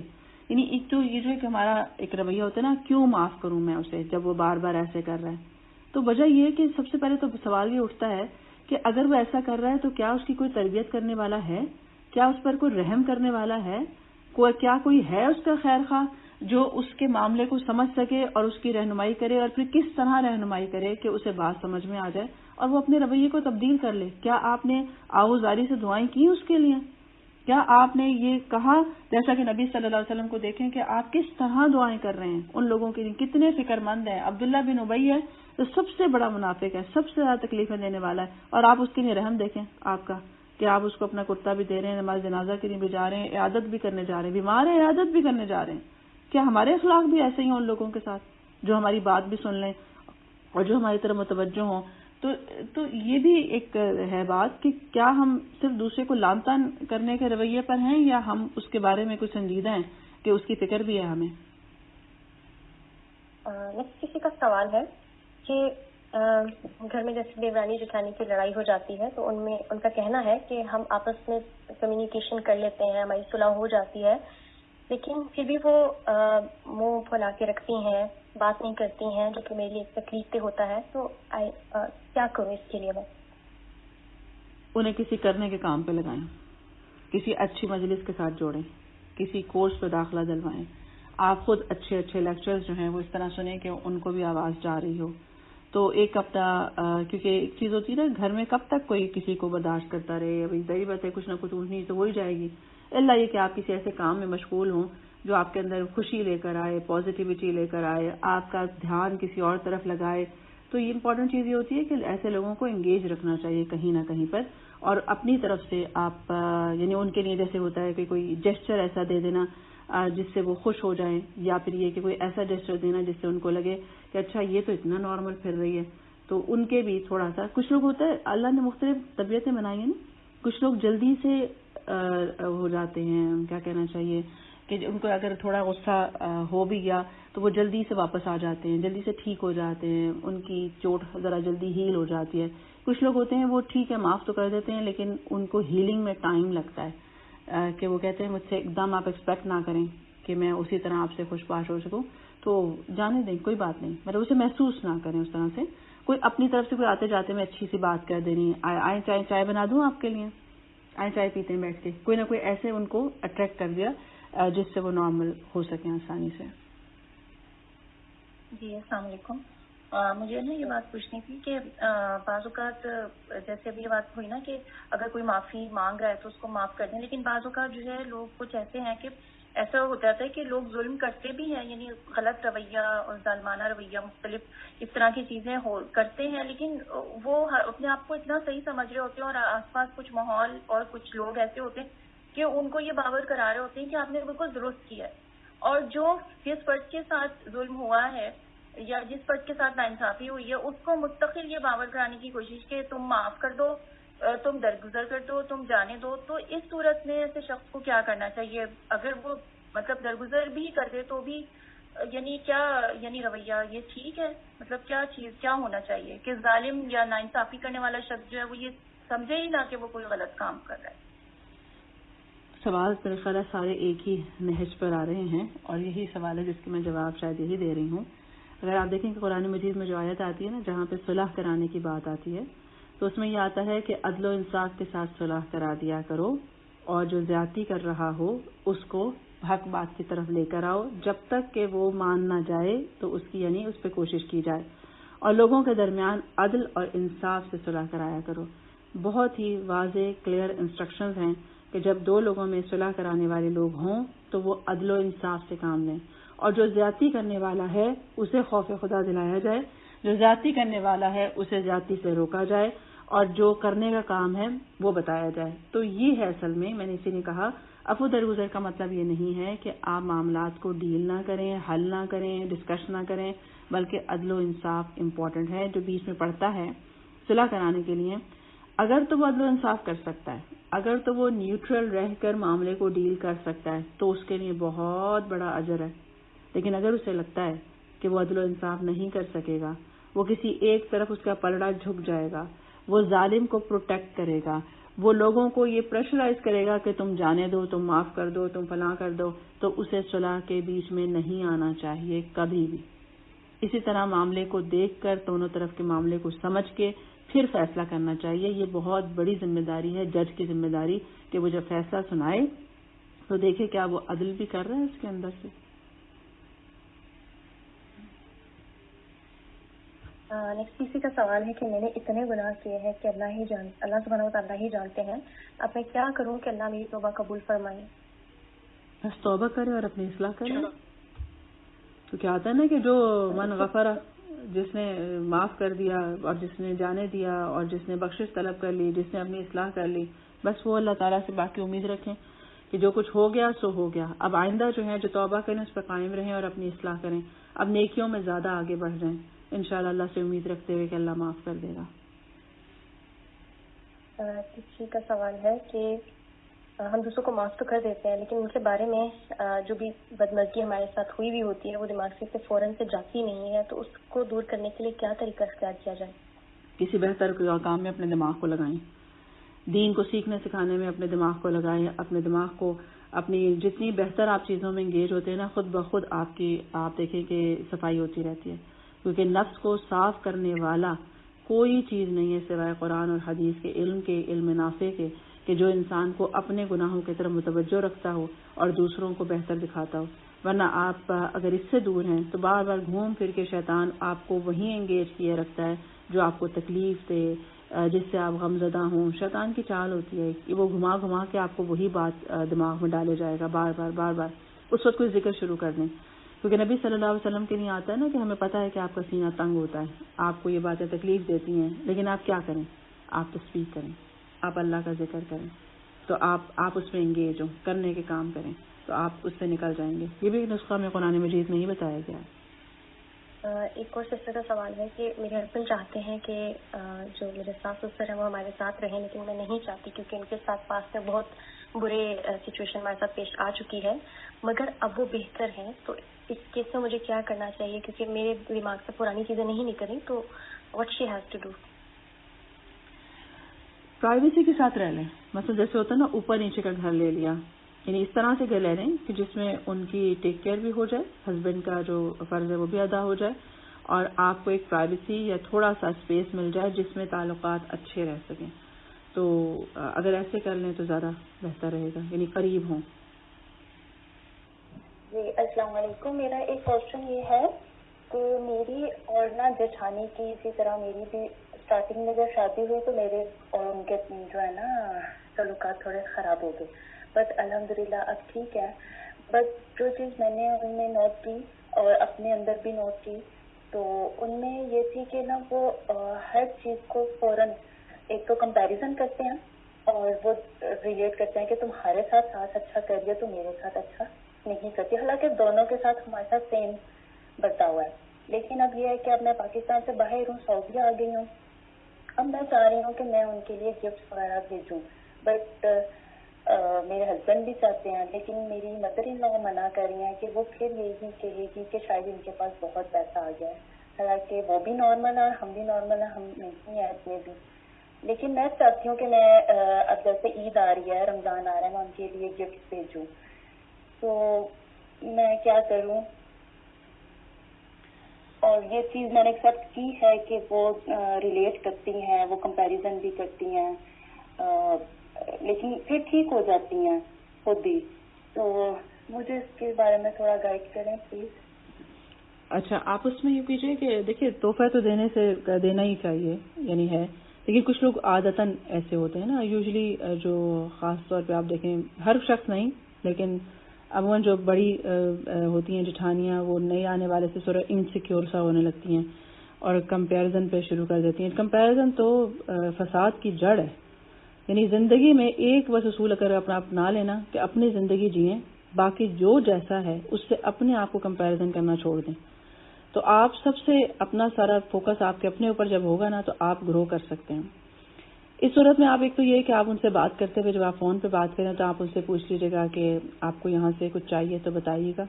اگر آپ کو لگتا ہے کہ وہ ایسی ہیں کہ وہ ایک ریئلسٹک بات کریں گی تو، کیونکہ ورنہ ہوتا ہے کچھ لوگوں سے آپ پوچھ لیں تو وہ ایک ایسی مہنگی چیز آپ کو بتا دیتے ہیں کہ جو آپ پورا نہیں کر سکتے. اگر تو یہ ایسا ہے، اور اگر ایسا نہیں ہے تو کوئی بھی نارمل سا گفٹ جس میں ان کو یہ امپریشن نہ آئے کہ آپ شاید آپ کے پاس مال و دولت بہت تھا اس لیے آپ نے یہ اتنی مہنگی چیز خرید لی اور میں تو افورڈ ہی نہیں کر سکتی تھی. تو گفٹ بھی ہمیشہ دوسرے کی اور اپنے کی دونوں کی ایک حیثیت کو دیکھتے ہوئے دینا چاہیے تاکہ دوسرے شخص کو بھی احساس کمتری محسوس نہ ہو. آپ دے دیجئے، مناسب طریقے سے دے دیجئے اور پھر سب کو ہی دے دیجئے تاکہ یہ نہ لگے کہ اچھا خاص میرے لیے لائے تھے. جیسے ہوتا ہے نا ساس کو بھی دے دیا، آپ کے لیے میں ان کے لیے لے رہی تھی، میں نے سوچا آپ کے لیے بھی لے لوں. تو اس کا مطلب یہ تھا کہ میں اپنے لیے لے رہی تھی تو آپ کے لیے بھی لے لیا. ایک جنرلائز کر دیں اس بات کو. کسی کا سوال ہے کہ کچھ لوگ جب ان سے معافی مانگی جاتی ہے تو وہ بالکل معاف نہیں کرتے، نہ ہی معاف کرنا ان کی نیت ہوتی ہے، لیکن جتنی بھی دفعہ آپ معافی مانگے وہ آگے سے آنسر نہیں ہوتا ہے، تو ان کے معاملے میں کیا کیا جائے؟ وہ معاف نہیں کرتے، یہ معافی مانگ رہے ہیں. جی اس کے ساتھ کچھ آپ نے برائی کر دی، اب آپ معافی مانگ رہے ہیں لیکن وہ معاف کرنا نہیں چاہ رہے آپ کو. جی میں نے کہا نا کہ آپ دیکھیں اپنا رویہ درست کریں. بعض لوگ معافی اس طرح مانگتے ہیں جیسے کہ ادھار چکا رہے ہیں، اور دوسرا بعض دفعہ معافی مانگتے ہیں اور پھر اگلے دن پھر وہی کام کر رہے ہوتے ہیں. تو یہ بھی بہت ضروری ہوتا ہے کہ جو آپ معافی مانگ رہے ہیں اس کا انداز کیا ہے، اور دوسرا یہ کہ آپ کیا واقعی اصلاح کی نیت سے معافی مانگ رہے ہیں اور آپ دوبارہ یہ حرکت نہیں کریں گے، یہ آپ کا ارادہ ہے یا آپ کا رویہ شو کرتا ہے. اور دوسری بات یہ کہ اگر ایسا ہے اور پھر کوئی معاف نہیں کرتا تو پھر اس کو جانے دیں. بس آپ اپنے طور پہ اچھے سے اچھا کرتے رہیں اور اس چیز سے بچیں جو دونوں میں فساد پیدا کرتی ہے یا جس سے ان کو تکلیف ہوتی ہے.